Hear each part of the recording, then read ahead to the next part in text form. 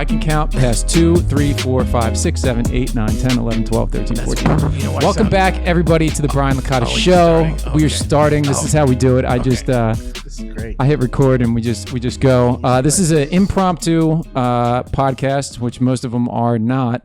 And I got Adam Gabel and Mr.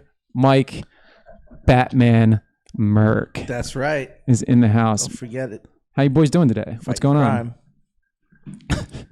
We're doing okay. It's a rainy day. Yeah. It's a rainy day. I narrowly escaped stepping into a 4-foot puddle outside of a market down the street. If Gary Garcia was there, he would have drowned. Yeah, he would have drowned. That's fucked up. Gary isn't here for a rebuttal, He so can't swim. Yeah, that's why. It's not. Short. It was a big. Well, it's because he's short. Well, yeah, no, he would have. I would have just been head over the puddle, but he definitely would. If you don't know who Gary Garcia is, then you might as well just fast forward through this part. Yeah, just don't even listen. Just go to about 28:30, which is about when we're going to stop talking about Gary. Yeah, just zoom right forward. So this impromptu podcast, what should we talk about today? Gentlemen, Mike Merk, do you have any big leading news coming from the world of acjokes.com? Yes, I do, actually. That's really funny. I like how you led that in because I had no clue what we were going to talk about. Well, that's my job as a host is to do these sort of things. We're going to be filming specials. We're going to be filming live specials in November. And December. All through, December as well. Every Sunday, 2 shows, 2 tapings, 2 Adam Gabels. He's going to be there doing the light and performing. I think in December he's got a date. Yeah. Right? Yeah, I think that's what we said. December. Mine's going to be November 15th. It kicks off November 8th with Matt Bridgestone. Then the very famous Gary Garcia, if he doesn't drown, will be on the 22nd. And it's going to be a lot of fun. And then, just come out and support, have a good time, watch the special. It's going to be filmed by Lontra Media. I think Lontra Media might be dead in the water, actually. Can you check and see if that mic's on? There's a switch. There's a switch on the side of it. Just look there and see if there's a switch. It's flicked on? Yeah, I know how a microphone works. Well, yeah, I know you do, but I just wasn't sure.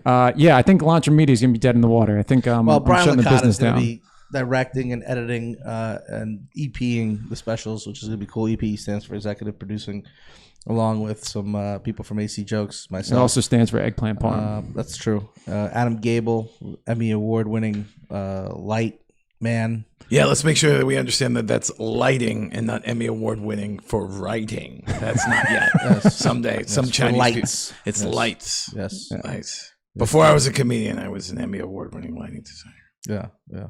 He still is. I don't think you ever lose it. No, right. But if you do enough shitty comedy shows, eventually people pretend like they never gave you an Emmy. Really? Well, at least you got a credit, right? Yeah, I got Emmy award winner. Don't tell them what it's for. Just Emmy award winner Adam Gabel coming to the stage. No, I have actually had some people try and promote me as an Emmy award winning comedian, which is really misleading because although I am a comedian and I have won an Emmy, the two things are not connected. Right. Yeah, that's the beauty of it, though. Is the Emmy heavy? It's kind of heavy. I don't know how much it weighs, but I do carry it. I have a show on YouTube called The Lifestyle Report. If you don't believe that I have an Emmy, you can see this in the background. It's a real Emmy. I took it out as a real Emmy. I put it in the background because I wanted to impress people. That's another question. What weighs more, the Emmy or Gary Garcia? Well, I'll tell you this: if you put the Emmy in the puddle, it would not drown. Oh man, we gotta get Gary out here. I'm excited for these specials. But before we started the podcast, we were looking at some of the quality of it. I think it's moving in a good direction. Yeah, I think it looks great. What we've done so far looks really fantastic. I've spent a lot of time looking at working in TV. I like the camera work. The camera work is really great. That's Brian who does that, by the way. That's Brian. That was a compliment to Brian. And what's cool about that room is, because it's not necessarily like a flat proscenium stage where the audience, where there's like a line down the middle and then you have audience, is that because it's got the runway, you can shoot the comic and the people in a way that you can't normally do that in other, and it makes the editing of the special more interactive. It's really hard to get a shot where you're not seeing a person unless you're shooting right it's on. Gonna look like what those old Rodney Dangerfield specials were, like in HBO. That's kind of like what we're going for, right? A night at Rodney's or whatever, right. Which is going to be pretty awesome because, you know, most specials aren't shot like that anywhere. Like inside of a comedy club, they're not done like that anymore. Like Jerry did it on Netflix inside the comic strip, right? But it's not the same. I don't know how to like explain. Most of them are within a very large theater where the audience is not really close to the comic, and the audience can't. It's really like as if they're watching a giant virtual reality movie, which is not what's happening. At the Kiss, everybody. Audience can see each other, and you can look across the stage. That's the crazy part too. Like we don't know what's going to happen because, like, you know, these audiences might heckle, and, you know, like there'll be interaction and stuff, you know, which is part of the fun part because like what we're trying to capture is not necessarily like a special of like this is my special and my material. What we're trying to capture is a night at AC Jokes, you know, with, you know, whatever, Matt Bridgestone or Zach Pickett or Ray Vasquez, whatever it is, a night with them, you know what I mean, at AC Jokes. And now if you've never been to a show, the whole idea is at home you'll be able to see what the experience is like of coming to a show. It'll be on Amazon, right? Is that right? I don't know yet. Oh, okay. Yeah. We're hoping it gets picked up by somebody. I mean, it will be on somewhere. There's a couple of you will be able to interested see it. parties. Oh, nice. Hear it. No. It's very cryptic, Mark. Very cryptic. Well, I don't want to give anything away. Right. I don't want to give anything. Except for all the details we just talked about. Yeah, well, I mean, to where it's going to be. But it'll be somewhere people can watch it. Yeah, I'm thinking, you know, if we're shooting them in November, maybe December by the first of the year, we'll be able to release some of them. I think we're looking at pitching them to start for like pilot season is what I would say, which is like, you know, January, February. You know, so I think the timing for this was actually perfect. You know? Yeah, I mean, the important thing is that people will be able to get a sense of what it's like to come see a show here at AC Jokes, which is really the only. It's really, I mean, look, they're big event comedies. You know, occasionally you get a Jerry Seinfeld in Atlantic City, but the best way to see comedy in Atlantic City is AC Jokes. And if we can get people that feeling in their living room, then when they come to Atlantic City, it is right now the best show in town. Yeah. Because it is the only show. So what was it? Which also makes it, by the way, the worst show in town. But I don't even want to go there. So what was it like for you guys not being able to perform stand-up for an extended period of time? Like, when was the longest time you went, like since you started stand-up before the coronavirus, when was the longest time you went without actually performing? Wow, that's a good question. I did comedy for about 6 months in 2002, and then I stopped for 12 years.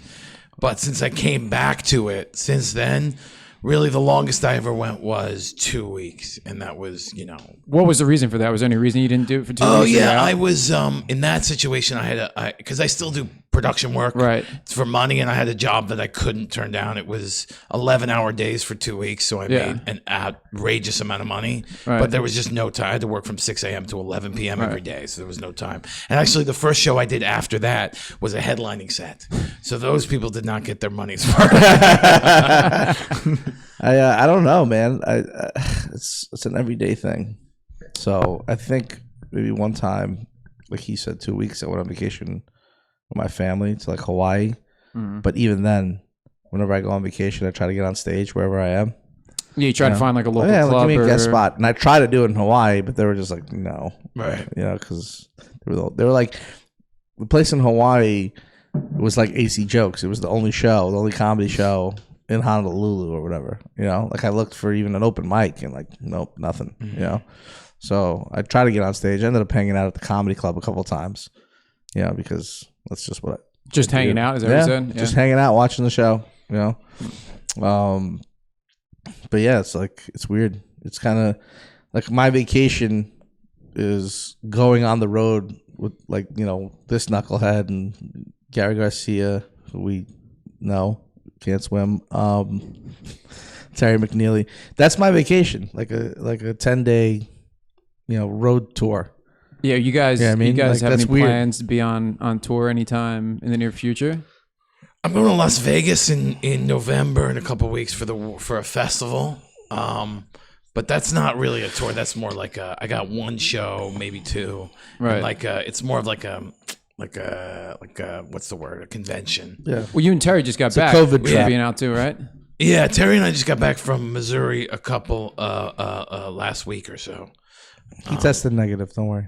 Yeah, I did get a test. It was negative. Don't worry. For HIV.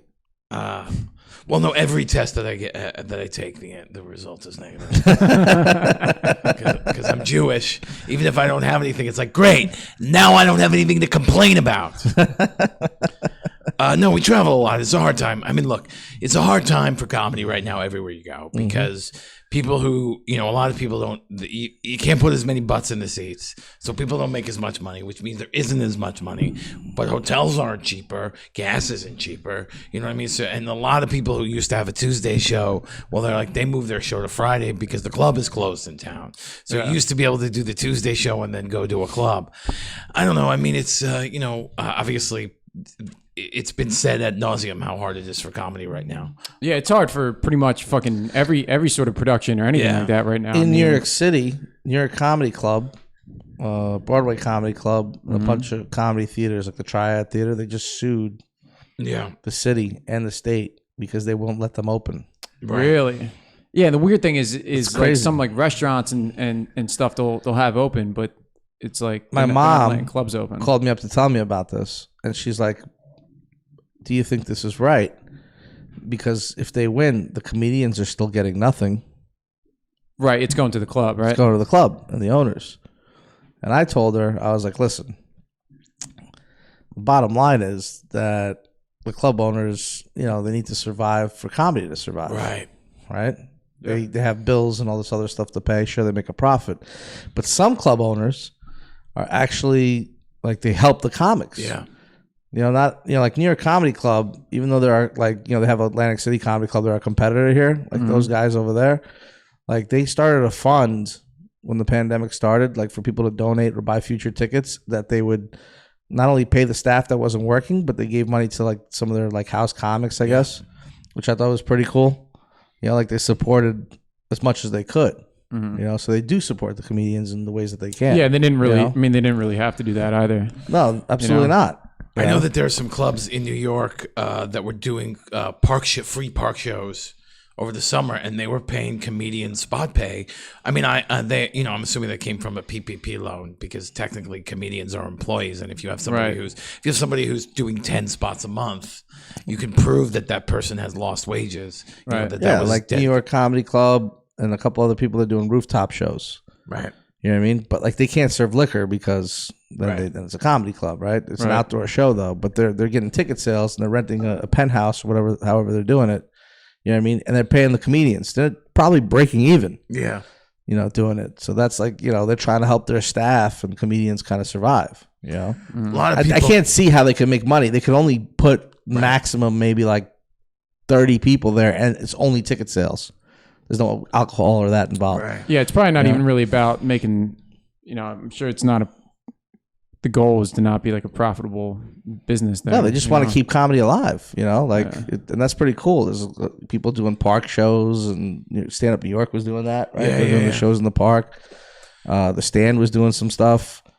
These guys, even though they have a business, they also realize that it's important to have people kind of laugh at this time. Like it's so important, man. And I think audiences understand that because I've done a couple shows, like the more independent shows, you can't charge tickets. People don't know what's going on. The shows that used to be based on barking, where you invite, those shows are just people come by. But the tip buckets people have been very generous with tip buckets. Yeah, I've tried to be as generous as I possibly can with even going out to eat or getting delivery or anything like that because a lot of these people, they're not getting the money that they once got. People are so happy to just be out at a comedy show.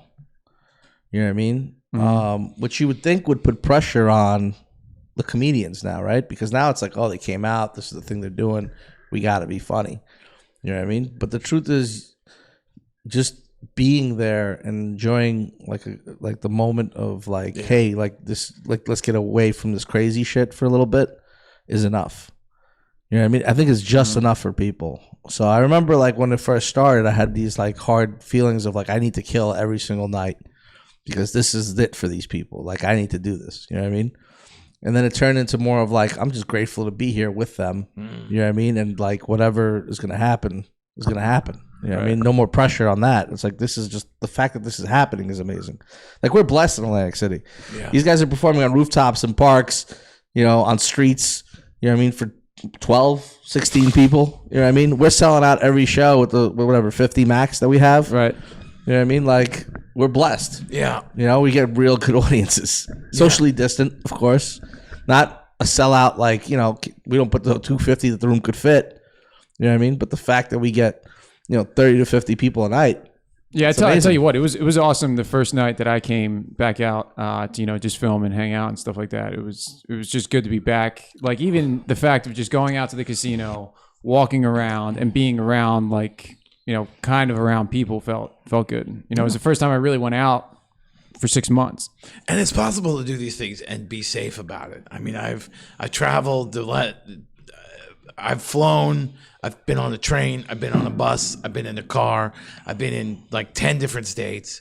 I just prepare myself to be, you know, you just take appropriate precautions and things, you know, things can be done in that way. And that's, you know, so it's important that people are not afraid. It's like, who's it? You say it, right? Like you say it every night. You're like, don't worry about what's out there.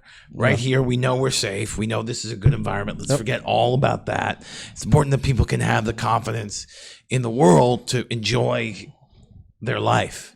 Yeah, even if it's just for that like hour that they're with us. You know what I mean? Like, let's make this hour special because when it's done, we got to go out there and there's a bunch of aggressive senior citizens. You know? Old lady punching me to get in the elevator. I take offense to the aggressive senior citizens. Yo, let me tell you something. All right. This was a scenario, right? There's a couple that's an older couple. They get in, right? There's 4 people that are supposed to go to an elevator, right? Isn't that how that works? Is it per party or is it per person? The thing I saw was, I think 2 groups of people can be in there, but they got those dots on the corners of where you're supposed to stand when you're in the elevator. Right, but on those corners, is it per person or per party? So like if 2 people are together, I think it's per party. Yeah, right. That's what I thought. Right. So here's a scenario: older couple, right? Like older senior citizens go in. They take 2 dots up. I'm like, well, first of all, you guys could be together, but whatever, right? Next one is a mom that comes in with a baby in a stroller. Now I'm trying to get into the last spot, and I'm getting pushed out of the elevator by the older lady. Like, there's enough. There's 4 in here. Like, yeah, but the baby don't count. The baby don't wear a mask. You know what I'm saying? Like, yeah. It's a baby. How is that a person? Is the baby going to be in the corner by itself without the mom? Like, I think too. If you're that concerned about it too, like, what are you doing at a casino? That's my point. Yeah. Why are you here? Yeah, like what if you're that bothered by it, but you can't be that close to somebody? Like what? You know, what are you doing? Just once they're over the age of 65, they just go out to find things to be. Yeah, but this mom like went off on me. She totally Karen'd on me. Like it was like, you know what I mean? Like, and the worst part about it is that she's like, I'm not gonna listen to a fucking thing. I'm like, oh, that's very nice. You cursing in front of your baby that you're so concerned about. You know what I mean? Very classic. It was the mom who. Well, the old lady pushed me, but the mom was like, they ganged up on me. Were they together? Could you tell if they were together? Not at all. One was like a Chinese couple. One was white trash. Ouch. She's cursing in front of her kid. I'm gonna call it what it is. For sure. I mean, that's the difference between you and me. I wouldn't want to get on an elevator with another person on it anyway. I would just wait for the next one. You'd be waiting a long time in Atlantic City. I mean, sure, I've been waiting a long time, but I don't gamble, so I got nothing else to do other than wait for an elevator. Yeah. For me, a win is when the first elevator shows up and it's empty. It's like jackpot. It's kind of crazy that like waiting for an elevator is like turned into like, you know, a Six Flags ride. You know what I mean? Like you're waiting in line and only 4 people per car. Like, hey, listen, I've been on an elevator at Six Flags. I do not want to repeat that ride. All we need is a 16-year-old to push the buttons for us. Who doesn't speak any Enjoy the ride, yeah. J1 student. Yes. All right, Merk, I know you got to go. I appreciate you sticking around and doing this. Gable, thanks for coming over. Yeah, appreciate you as well. That was quick. Yeah. I figured, what the hell? I just wanted to get an episode out. I haven't recorded anything in a couple of weeks, so It's I very wanted to put short, something up. like all my sexual experiences. All right. Short like my life expectancy. Mine are painfully long. Who's it more painful for? The pain is for everybody. Everybody involved is in pain. Yeah. All right. Well, thank you everybody for tuning into the show. We're going to have some coming out whenever. Guys, thanks for coming out. Be sure to check out the Lifestyle Report and acjokes.com comedy clubs. Mike was funny on Instagram. And you can find me at adamtellsjokes.com. That connects to everything. Beautiful. All right. Thanks, guys. Peace out.